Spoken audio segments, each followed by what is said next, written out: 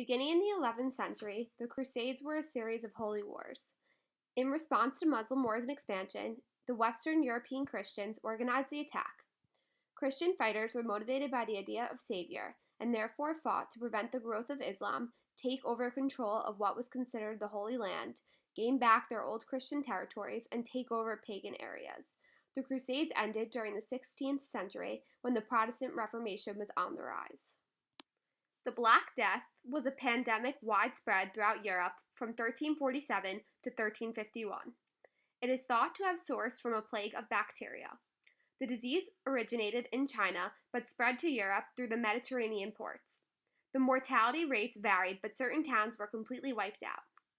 The Black Death caused an economic downfall due to lack of workers and a halt on trade, but was also depicted through art and poetry of the time. Dante was an esteemed poet whose death ultimately led to the start of the Renaissance. He was exiled and used his time to write his most famous work, the Divine Comedy.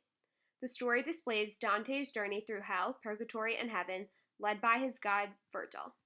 However, Virgil could not lead Dante into heaven because he was born at a time before Christ, and the pagans could not have entered heaven. Dante's story displays a different depiction of hell, where it is cold and the devil is stuck in a block of ice. By choosing Virgil as a guide and exemplifying the power of antiquity and showing that times were changing, Dante's work is the clear intermezzo to the Renaissance. Petrarch was considered the father of humanism and is a prominent figure who represents the Middle Ages and the Renaissance. He believed that humanity could surpass its past achievements. He was known for his lyrical poems and philosophy, but most importantly, his idea of humanism helped form the intellectual growth and accomplishments of the Renaissance. Michelangelo was born in 1475 and by the age of 13 became an apprentice to an artist. At age 16, he was invited to display his artwork at the Medici family's home. His first famous statue was called the Pietà, the only statue he ever signed, which depicted Mother Mary holding Jesus, her deceased son. He then was assigned to paint the Sistine Chapel, where he depicted the creation story and the notable title of Adam's creation in God's image. Michelangelo is also known for his statue, the David, where he portrays David before the fight against Goliath and strays from the norm. Leonardo da Vinci was born in 1452 and was an apprentice at a young age. He was an illegitimately born child and was prohibited from receiving a proper education, but that did not stop his ambition. He was eventually given the title of the Renaissance Man, which was well deserved as he truly embodied all aspects of the Renaissance. His two most famous paintings were the Mona Lisa, known for her mysterious grin, and the Last Supper, a portrait of Jesus announcing that he will be betrayed, which is crafted like no other has been done before. His secret autopsies allowed him to truly understand the human body and led to his sketch of the Vitruvian Man. Other drawings include designs of helicopters, war machines, interments, and more. Machiavelli's most famous work was The Prince, where he essentially created the necessary guidelines for a successful ruler. Machiavelli stresses that the necessary characteristics for a successful prince are to imitate great men, depend on own arms, be liked, control territories, and seize opportunities. He says that a prince should not be generous, and it is most important that a prince is feared by his people, even more important than being well liked. His famous idea is that a prince should be like a lion and a fox.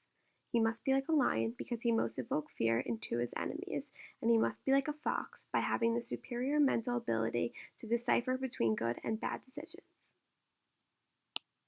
The Medici family basically funded the Renaissance and through their corruption, funded the arts and jump-started a new movement. It was because of the Medici family that the average people were inspired to make a change, and therefore, the Renaissance. Sir Thomas More was the Catholic son of an educated lawyer and followed in his father's footsteps. He worked for Henry VIII until his religion prevented him from working for Henry, who wanted a divorce. He tried to justify his work for Henry, but ultimately found new success in writing his book Utopia.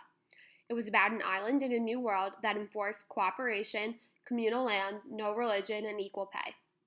He noticed that money led to corruption and that the Catholic Church had controlled much of the land. His work was therefore revolutionary and began the Reformation. Martin Luther was enraged with the Catholic Church and wrote a document called the 95 Theses, which he posted to the door of the church on All Saints' Day, knowing that everyone would see it. The 95 Theses were basically a series of Luther's rants about indulgences. When it gets to Pope Leo, he says, "Right now, that monk is probably waking up from a hangover."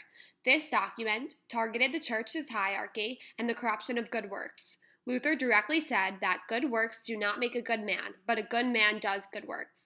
Luther was ultimately exiled for his beliefs in 1521, but undeniably played a major role in the start of the Protestant Reformation. Charles V seemed like an extremely powerful king on paper by being both a Habsburg and a Castile with a lot of land and family connections. Charles was not well liked by his princes, as he was viewed illegitimate because of his birth. He egged on the Reformation by inviting Martin Luther to the Diet of Worms in order to get money from the Pope and display his passion for religion.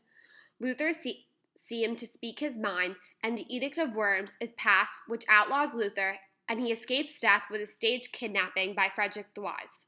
Charles V owned Spanish territories, parts of Italy's Boot, Hungary, the old Soviet bloc, Budapest, Austria, Low Countries, Belgium, Sweden, Norway, Philippines, and all the colonies of the New World except Brazil. His goal was to make the whole empire Catholic, but faced the problems of the French, inability to collect direct taxes, the Turks, and the princes. Charles V is most known for his fear to marry outside the family because he thought he would lose his land. His family suffered several birth defects because of this. Catherine of Aragon was one. She failed to give me a son. I had to ask her for a divorce. That broke up her heart, of course. Young Anne Boleyn, she was too. Had a daughter, the best she could do. I said she flirted with some other man, and off with the chop went dear Anne. Lovely Jane Seymour was 3, the love of a lifetime for me. She gave me a son, little Prince Ed. Then poor old Jane went and dropped dead. Divorced, beheaded and died. Divorced, beheaded, survived. Anne of Cleves came at 4. I fell for the portrait I saw. Then laid eyes on her face and cried, "She's a horse! I must have another divorce." Catherine Howard was 5, a child of 19, so alive. She flirted with others, no way to behave. The axe sent young Cath to her grave. Catherine Parr, she was lost. By then all my best days were past. I lay on my deathbed aged just 55. Lucky Catherine the last. St. Bartholomew's Day Massacre was a 6-week nationwide slaughter of the Huguenots. It occurred when Huguenot nobles were in Paris attending the marriage of Catherine's daughter to a Huguenot prince, Henry of Navarre. Catherine, the mother of the daughter, was said to have orchestrated the massacre. The massacre began in Paris, but spread to other urban areas and the countryside. This event was a turning point in the French Wars of Religion because it wiped out many of the prominent Huguenot leaders. It was said to have been the biggest massacre of the century. Childless Queen Elizabeth ruled England from 1558 to 1603. She was the daughter of Henry VIII and Anne Boleyn and Mary's half-sister. She was Anglican and viewed as an illegitimate monarch. She later established Protestant church with Elizabethan settlement, evolving into the Church of England. She became famous for her refusal to compromise her power and marry. She also defeated the Spanish Armada. She began a time period that was known for flourishing of English drama. Her rival was Mary, Queen of Scots, whom she imprisoned and executed in 1587. Louis XIV was the young and distracted King of France. He loved to hunt and was viewed as a moron. He has trouble remembering what his advisors told him, so he would follow the advice of the last person before he left the room. His advisor was Cardinal Richelieu, who made all of his major decisions. His domestic policy was to make the king the strongest person in France, while his foreign policy was to make France the strongest nation in Europe. Peter the Great was the Tsar of Russia, who was known for acting like a common man while never letting anyone forget that he was the Tsar. His main goal was to create a Russian navy. Because he had never experienced the Renaissance, he decided to be the first Tsar to leave Russia and travel to Europe. He was fascinated by the British Navy and took much of Europe back with him to Russia. He switched to the Julian calendar and decided to build St. Petersburg as a window to the West, ultimately to show off how great Russia was to the rest of the world. Throughout his reign, Peter the Great also broke up provinces into 8 regions and mandated shorter coats and beards. Thomas Hobbes said we are born in fear because he lived during the time of the Spanish Armada and the English Civil War. Hobbes believed that without government, man is violent, brutish, and solitary. He wrote the Leviathan after Charles' beheading. Leviathan was a biblical beast that ate chips, which represented the need for government to be a Leviathan to impose order. He said man is equal in nature, equal in our fear and danger.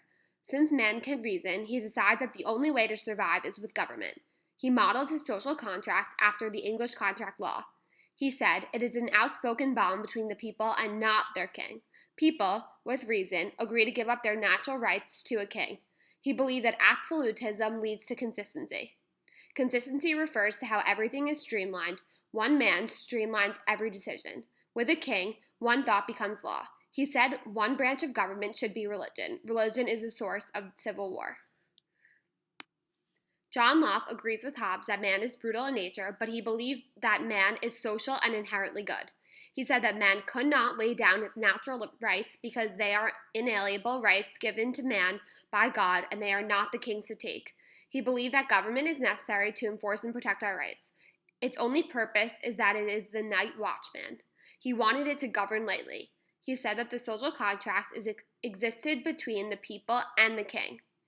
If the king broke the contract, then the people had the right to rebel against him. He saw war as a sign of progress and man taking control of his government. The salons were places where the radical thinkers pre-revolution could go to share their thoughts. The revolution essentially began in the salons, with many philosophers engaging in conversations and discussing new ideologies. The underlying ideas for the revolution were therefore developed in the salons.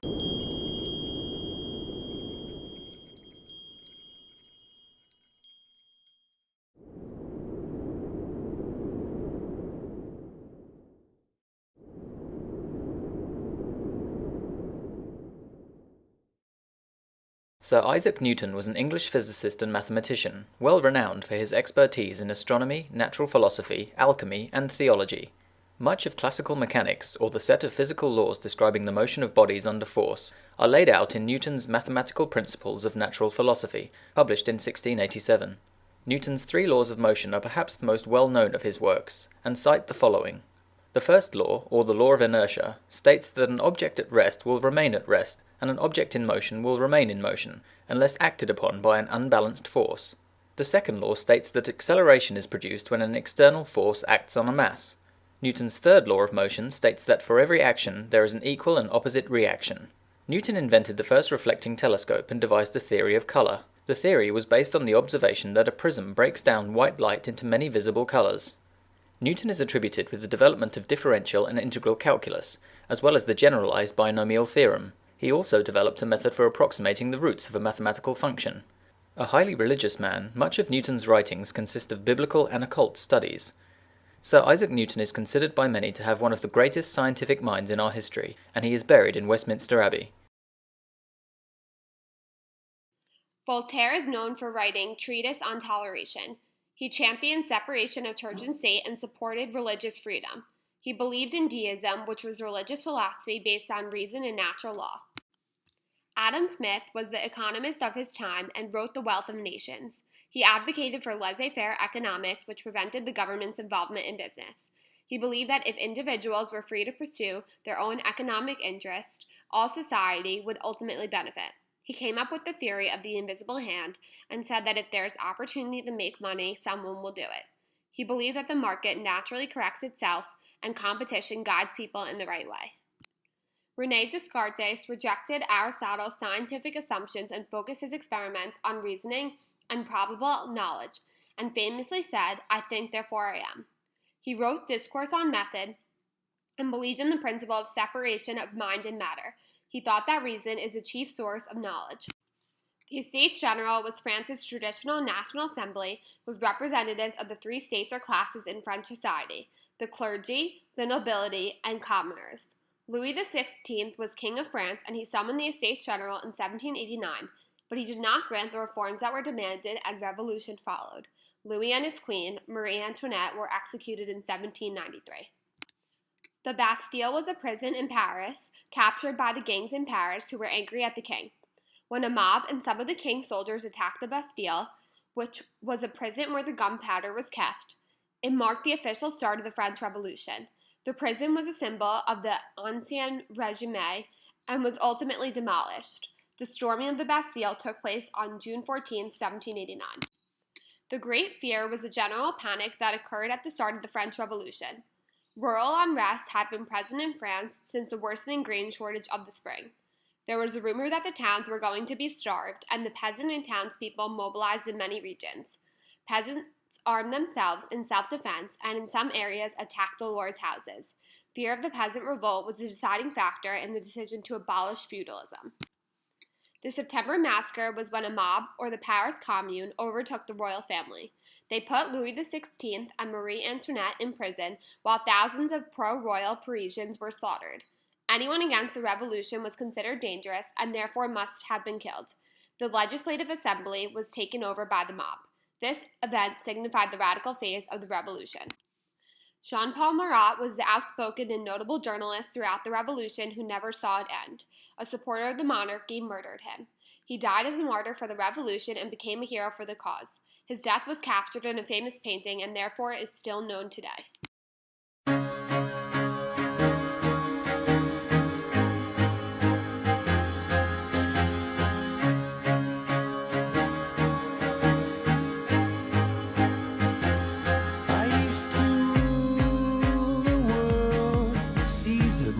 When I gave the word, now in the morning I sleep alone. Sweep the streets I used to own.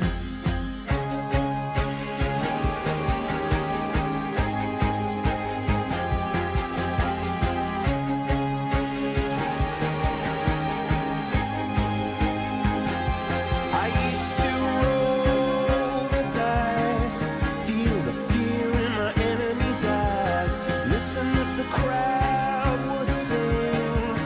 Now the old king is dead, long live the king. One minute I held the key. Next the walls were closed on me, and I discovered that my castle stand upon pillars of salt and pillars of sand. I hear Jerusalem bells are ringing, Roman cavalry choirs are singing. Be my mirror, my sword and shield, my missionaries in a foreign field. For some reason I can't explain, once you've gone it was never an honest word. And that was when I ruled the world.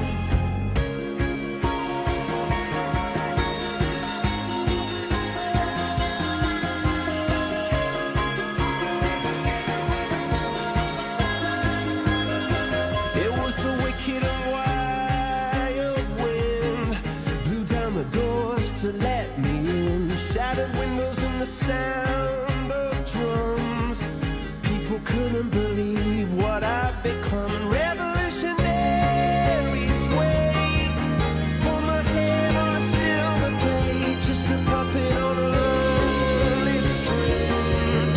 Oh, who would ever wanna be king? I hear Jerusalem bells are ringing, Roman cavalry choirs are singing. Be my mirror, my sword and shield, my missionaries in a foreign field. For some reason I can't explain, I know St. Peter won't call my name, never an honest word. But that was when I ruled the world.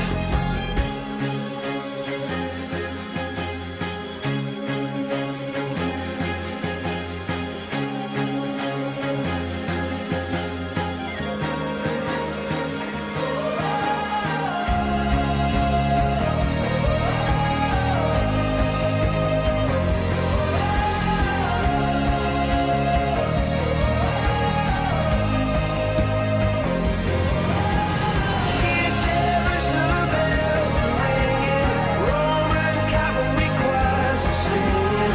Be my mirror, my sword and shield, my missionaries in a foreign field. For some reason I can't explain, I know St. Peter won't call my name, never an honest word. But that was when I ruled the world.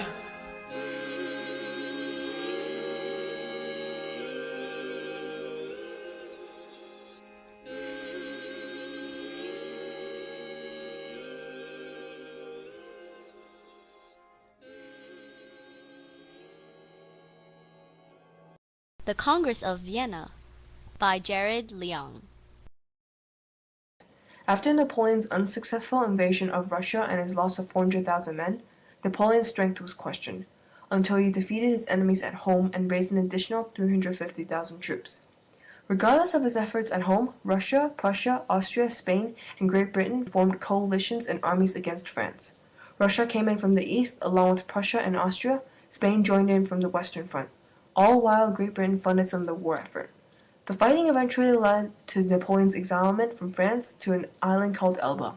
With Napoleon out of the way, the Third Coalition decided to hold a meeting in Austria in the city of Vienna, an event during which a few key players attempted to lead Europe's future in the right direction whilst mitigating the damage of a lot of angry countries. The meeting consisted of 5 key players. Clemens von Metternich was an Austrian prince who acted as the host. King Frederick William III represented Prussia. Tsar Alexander I was the Emperor of Russia. Viscount Castlereagh was the Foreign Minister of Great Britain, and Charles Maurus de Talleyrand was the Foreign Minister of France. These 5 representatives created what is known as the Congress of Vienna, which took place in September 1815.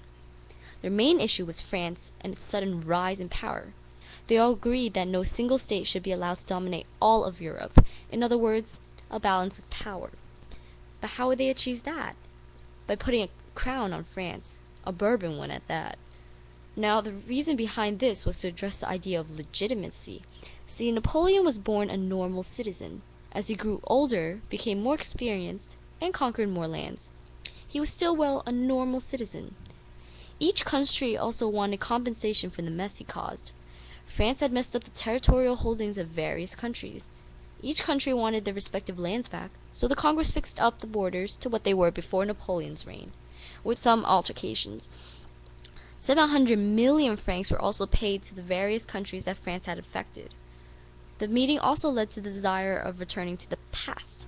By changing what the French Revolution had done, and attempting to turn back time essentially, the countries are looking for a return to a conservative state of life, basically reinstating life during the Ancien regime. Of course, Napoleon escapes Elba to crash a party in France as a stud.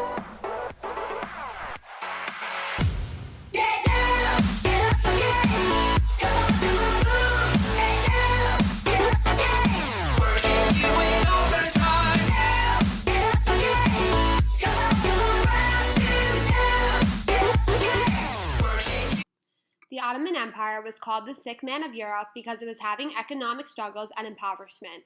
Their great power was simply crumbling, and they were falling as a country in Europe, and therefore the outside nations controlled it. The Concert of Europe was after the Congress of Vienna and represented the balance of power that existed in Europe. It lasted from the end of the Napoleonic Wars to the outbreak of World War I. The Concert of Europe was founded by the powers of Austria, Prussia, the Russian Empire, and the United Kingdom, who were the members of the Quadruple Alliance that defeated Napoleon and his first French Empire. In time, France was established as a 5th member of the concert. The Greek War of Independence, also known as the Greek Revolution, was a successful war of independence waged by the Greek revolutionaries between 1821 and 1832 against the Ottoman Empire. The Greeks were later assisted by the Russian Empire, Great Britain, Bourbon France, and several other European powers, while the Ottomans were aided by Egypt, Algeria, and Tripolitania.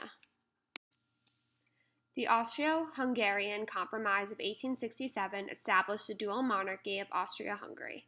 The compromise re-established partially the sovereignty of the Kingdom of Hungary, separate from and no longer subject to the Austrian Empire. Under the compromise, the lands of the House of Habsburg were reorganized as a real union between the Austrian Empire and the Kingdom of Hungary. Separate parliaments and prime ministers governed the regions of the state. Unity was maintained through rule of a single head of state, reigning both as the Emperor of Austria and the King of Hungary. Albert Einstein, well-renowned scientist, discovered the theory of relativity. He claimed that space and time were not absolute. This meant that space and time are relative to the observer. He believed that neither space nor time have an existence independent of humans. He said that matter and energy also reflect the relativity of time and space. Sigmund Freud wrote The Interpretation of Dreams. He thought that human behavior was determined by the unconscious. Freud relied on hypnosis and dreams that would be interpreted. He thought that the unconscious was blotted away from the conscience, but still influenced the human. He broke down a human brain into the id, the ego, and the superego. Friedrich Nietzsche believed in slave mortality, which was intellectual who lived for the irrational. Rationality crushed all the cultural creativity and got rid of emotions, passions, and instincts. Nietzsche claimed that God was dead and the Europeans had killed him. He believed in the necessity for an Übermensch, a superman who was superior and would recreate the human life. He condemned political democracy, social reform, and universal suffrage. Henry Bergson was well known for Life Force, which was revolutionary against reason. He thought rational knowledge was good, but could not find the ultimate truth or reality. To him, reality was the life force that made up all things, and it could not be divided and analyzed. He believed that reality as a whole could only be grasped intuitively and experienced directly. Leo Tolstoy wrote War and Peace, which was a novel about Napoleon's invasion of Russia. His book showed vivid descriptions of military life.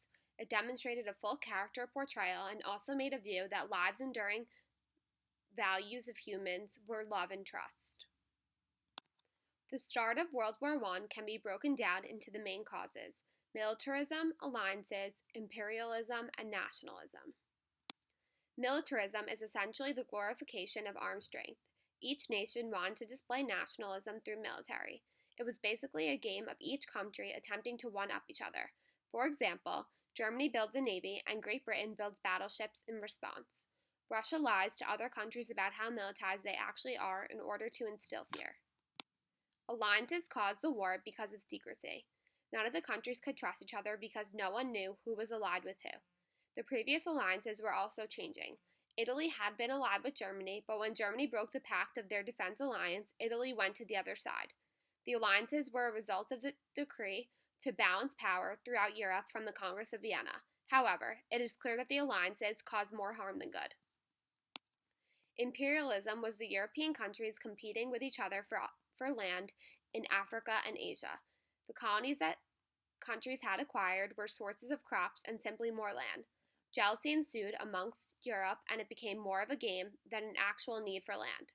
Asia and Africa were considered a playground for the military, and evidently it created animosity. The last main cause was nationalism, which came in the form of terrorism. The Balkans was called a powder keg during the Congress of Vienna. Bosnia was controlled by Austria-Hungary. The Ottomans used to control Serbia, but Serbia recently gained its independence and signaled the start of a terrorist organization called the Black Hand Movement. Gavrilo Princip, a member of the Black Hand Movement, is ultimately responsible for the assassination of the Archduke Ferdinand of Austria, even though that was not his assigned task. Despite his disregard to order, Princip was responsible for the spark to set off the Great War. There were several significant battles of the war. The Battle of Tannenberg took place in August 1914. It was perhaps the most spectacular and complete German victory of the First World War. The encirclement and destruction of the Russian Second Army in late August 1914 virtually ended Russia's invasion of East Prussia before it had really started. The First Battle of the Marne was fought in September 1914. By September 12th, the end of the Battle of the Marne, the war movement seen since August 1914 had gone, and the trench warfare associated with World War I had come into being. The German siege of Verdun and its ring of forts, which comprised the longest battle of the First World War, has its roots in a letter sent by the German Chief of Staff, Erich von Falkenhayn, to the Kaiser Wilhelm II on Christmas Day, 1915.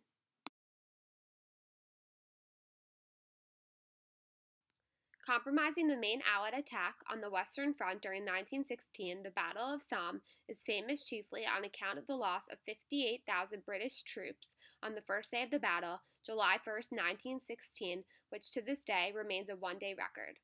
The attack was launched upon a 30-kilometer front from north of the Somme River between Arras and Albert and ran from July 1st until November 18th, at which point it was called off. Strategically located, the roads leading to the Channel port in Belgian Flanders, the Belgian city of Ypres had been the scene of numerous battles since the 16th century. With the German failure at the Battle of Marne in September 1914 and the subsequent Allied counterattacks, the race to the sea had begun. World War I had a large impact on Europe. It explains appeasement after the war because most people came out not wanting to ever go to war again, while others wanted war for revenge. It also changed our outlook and normalized the social and economic conditions. The war created a newfound nationalism with an us versus them mentality, and Europe is no longer unified. The nationalistic movement even spread into the colonies. Prior to World War I, war was seen necessary for societal evolution, but that opinion had changed. The war also brought a lost generation of people who had fought in the war and were broken or shell-shocked. Lastly, World War I took romanticism out of warfare. The Treaty of Versailles ultimately began the path to World War II and foreshadows the 20th century. A key component of the treaty was the War Guild Clause 231, which stated that Germany would accept blame. Although Germany admits to the responsibility of starting the war, recent historians have named Russia as the instigator. This clause lays the groundwork for World War II because it stated that Germany could not have a military larger than 100,000 men and could not make munitions. Therefore, the Allies occupied Germany to oversee this clause and cause animosity.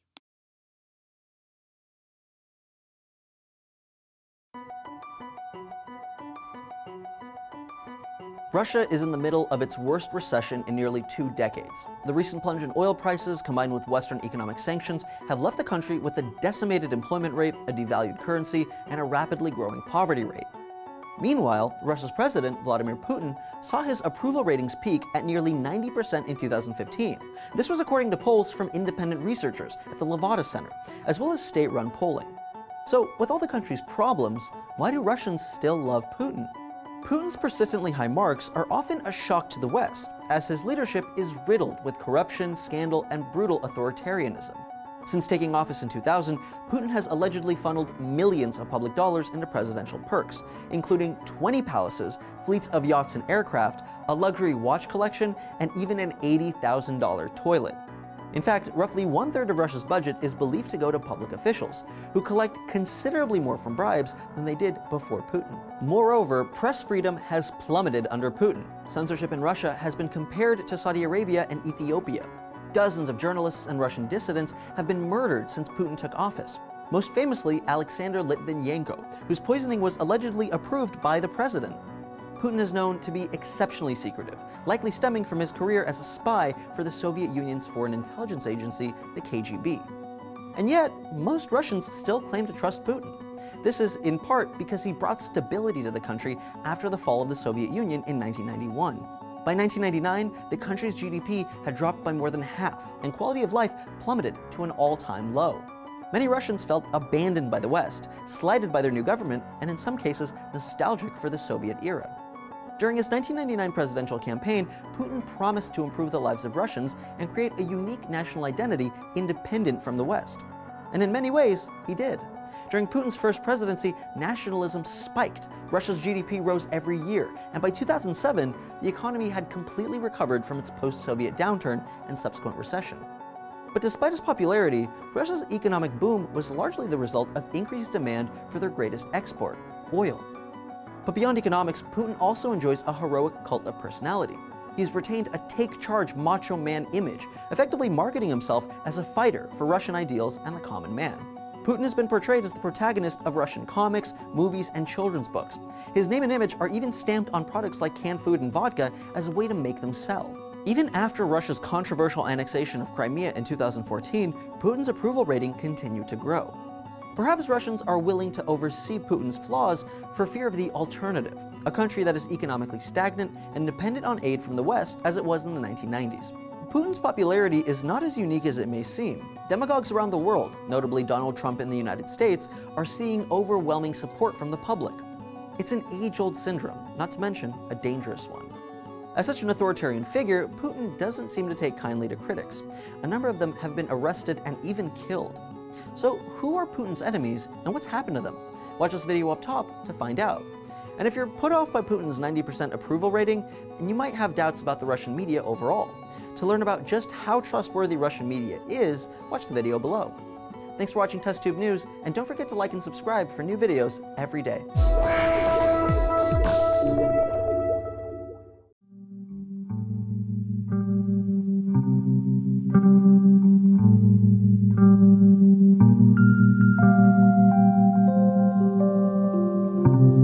Dog on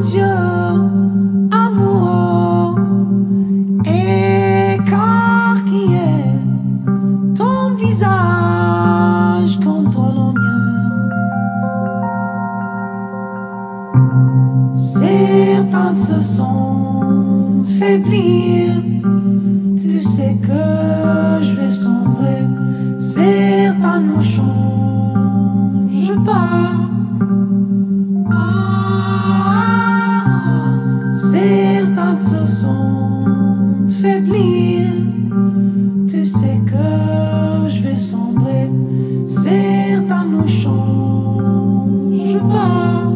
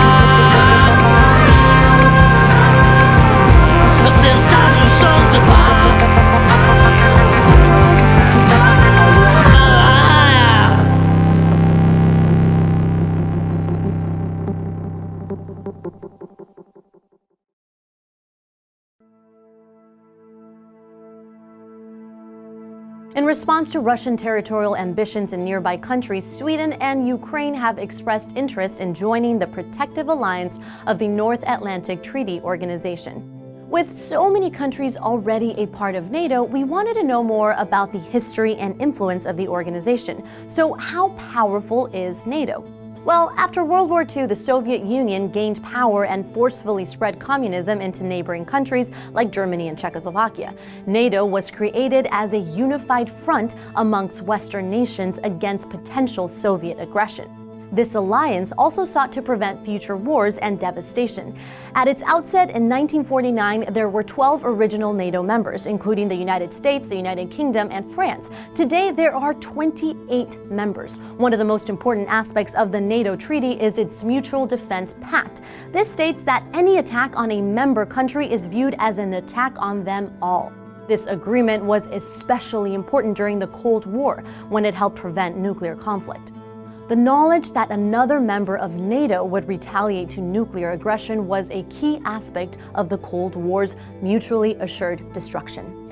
After the Cold War, NATO continued to be a vital political alliance with a focus on global security. Today, the organization works very closely with the European Union and the United Nations. NATO is involved in peacekeeping missions across places like Afghanistan, Kosovo, and various regions in Africa. They manage ground, air, and naval operations for surveillance, training, logistics, and other crisis management purposes. The most recent NATO activity has been in Ukraine after Russia illegally annexed the Crimean Peninsula. NATO has since increased air policing missions in the area and boosted support for neighboring countries like the Baltic states. So, how powerful is NATO? Well, since its members include the US and several other prosperous nations, NATO has significant resources. The combined wealth of NATO members is more than $30 trillion, and their combined manpower totals more than 7 million troops. The combined military spending of all NATO countries accounts for about 70% of the world's military spending. So NATO is a really powerful alliance, and the threat of Russian territorial expansion may not be the worst of NATO's problems. According to their website, the defining threats of the first half of the 21st century come from nation-state failure and violent extremism. The only solution to these problems, according to NATO, is a vigorously coordinated international response. The United Nations is another international peacekeeping organization. If you want to see how they compare, check it out. Specific instances that haunt the UN are conflicts during the 1990s in Rwanda, Somalia, and the former Yugoslavia. The peacekeeping forces that were sent there were too small to cope with the violence. Thanks for keeping up with TestTube News, and subscribe for new videos every day.